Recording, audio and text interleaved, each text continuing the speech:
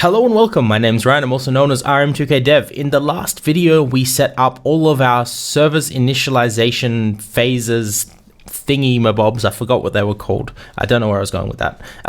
Sorry guys. But anyway, we loaded in all the files that our server needed to run. In this video, we're going to set up the networking side of things. So, back in server.js, we're going to scroll down to the bottom. As you can see, we've completed step 1, 2, and 3. We need to complete step 4, and then we can begin working on the server-side logic. So, we need to create a server. Now, thankfully, that net library we imported has a really nice function called net. So we're going to say net.create server. Now that takes a parameter, and that parameter is a function. So I'm going to create a function inside of here and a parameter in that called socket. So basically, we created a server, and anytime someone connects to that server, it's going to call our function and pass the socket into our function. I hope that makes sense. So inside of this function, we can say socket.whatever, and we will be dealing with the socket who connected. So each individual client will get its own space for logic to happen. Now, the final thing we need to do is say .listen, and we're going to be listening on config.port. And again, this goes back to our configuration system, which shows you what port that we'll be listening, the application will be listening on the internet with. And that's completely configurable via a environment variable, something that's passed into the application, or the default port that we're using here. So now that our server is listening, I'm just going to add a console.log to announce the status of the server. So console.log, and the status is going to be initialize complete, completed, server running on port, and then I'm going to specify the port, which was config.port. I'm going to add some more information for environment, and this is going to be config.environment. So now when we run our server, what we should see is all of the stuff that gets loaded in, gets loaded, the server gets created, and then finally a initialize completed section will pop onto our console just to let us know that the game is running. So you can see it's loaded our maps in, the server's been created, and you can see initialize completed, server running on port 8081 for environment undefined. Oh, that is a bug. I think I might have spelled environment wrong. Let me run that again. There we go. For environment production, and again, I'm debugging this on production. I'll switch that back to test, start the server again, and you'll see it is now running on port 8082 for environment test. And we didn't have to change any of our internal code to get that to work. So, server's running. I think we can start dealing with the network events now. So we're going to deal with 3 network events. Those are error, data, and end. So if there was an error with the client, we're going to disconnect them. If there was a end of the client, which basically means the client has left the game, we're going to disconnect them because they've left the game. And if data arrives, we need to handle that data, do the things we need to do with it, and then possibly communicate back to that socket.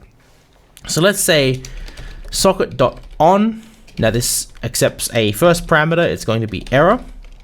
The second parameter is going to be a function that deals with the error. And we're going to do this 2 more times. Once for end and once for data. So I'm going to say 1 for end and 1 for data. I'm going to change these to, I don't need a parameter for end because the socket has ended, but for data I need to know what data came into the client. Sorry, I mean what data came in from the client. So this function fires every time a socket has connected. So let's add some status messages. Console.log socket connected. We're going to add another console.log over here for the error. We're just going to say socket error, and we'll just put the error in here as well so we can see what error message was. Socket closed for end because the user has obviously closed their socket. And finally, socket data. I'll put a space in there as well. And we'll just say data.toString. Now, if we run our server, what we should see is no errors, and the handler function for the socket that connects to the server should be up and running. So now I'm going to switch over to GameMaker, and we can get started on our networking side of things over there. Okay, I've loaded up GameMaker and created a new project. It's just a blank project. We can get started on doing the network side of things in GameMaker now. So the first thing I'm going to do is add a group, and I'm just going to call this group sockets. And this is going to contain all of our socket objects. The second thing I'm going to do is create an object inside of that group, and I'm going to call this one network. I'm also going to make this object persistent so that it will exist in every room once it's been created.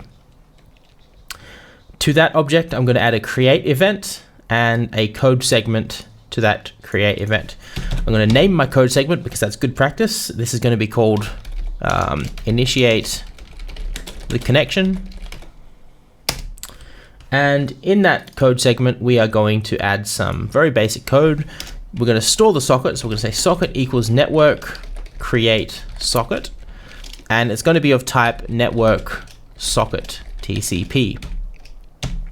So what we've done here is we've just created a variable, and the result of this function is going to be stored in that variable.